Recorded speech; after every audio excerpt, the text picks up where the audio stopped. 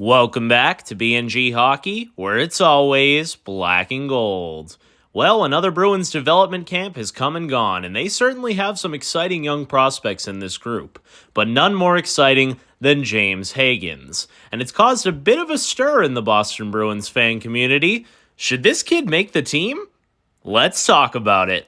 Now, I can already hear some of you in the comments, no, he's got to go back to school and grow 3 feet and add 200 pounds and be more like Sean Thornton. Relax, before we get into all that, I think it's probably best for him to go back to school, and I think most Bruins fans think it's best for him to go back to school, but the conversation absolutely has to be had. In fact, that's a direct quote from Adam McQuaid. Now, he also said during this development camp he wanted to see him drive play a bit more, maybe finish on some more opportunities.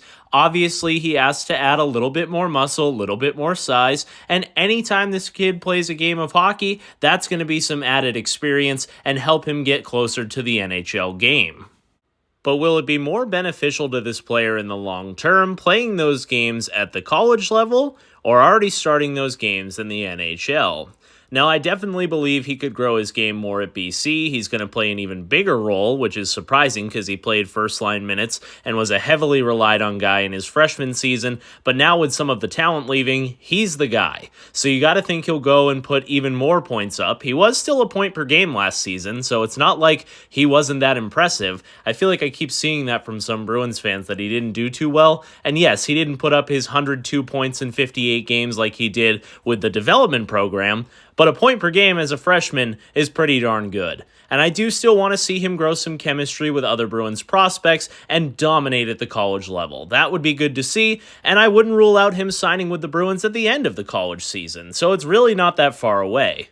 But I do think there's something to be said about jumping right into the NHL, and let's look at some comparables to prove my point. Before we look at those comparables, I just got to get this off my chest, and I've already talked about it a little bit in this video, but I know I'm going to get it in the comments, so I want to say it as many times as possible. 5'11" is perfectly fine for an NHL player's height. Let me give you some 5'11" players. Oh, I don't know, like Cale Makar, Jack Hughes, Nikita Kucherov. How about Sidney Crosby?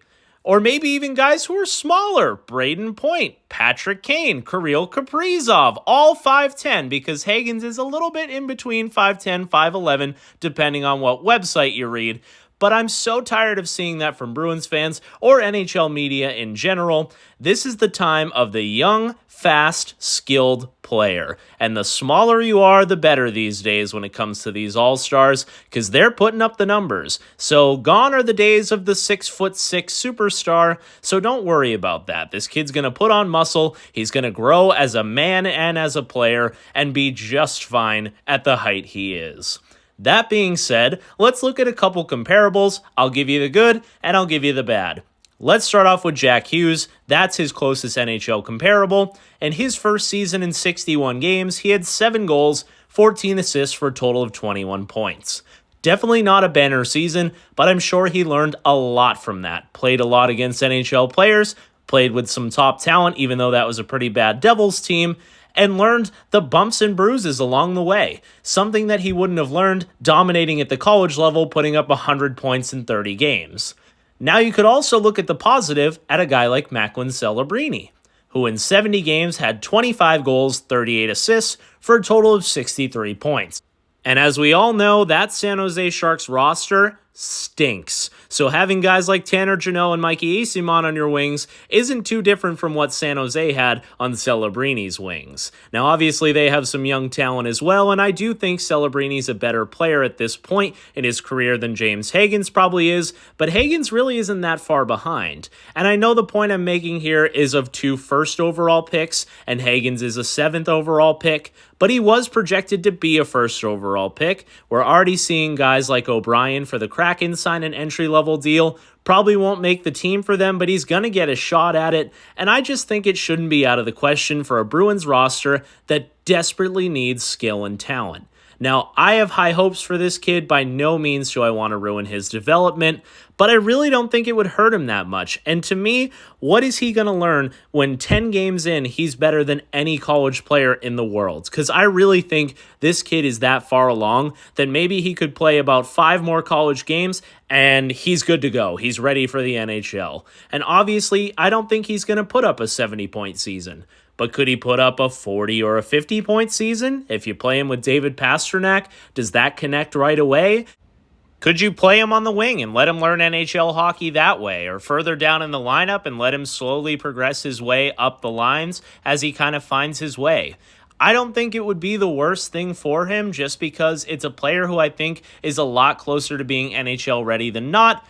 But maybe it's best that we all just stay patient and wait till the springtime for him to come out of college with a full boat of confidence and a new entry-level deal. So let me know your thoughts. Do you want to see Hagens start off with the Bruins right from day one? It is kind of exciting if you're a Bruins fan. We've just waited for this kind of prospect for so long. How can you not want to just see him put on that black and gold sweater? Leave that down below in the comments. If you enjoyed this video, make sure to give it a big like. And if you haven't already, subscribe.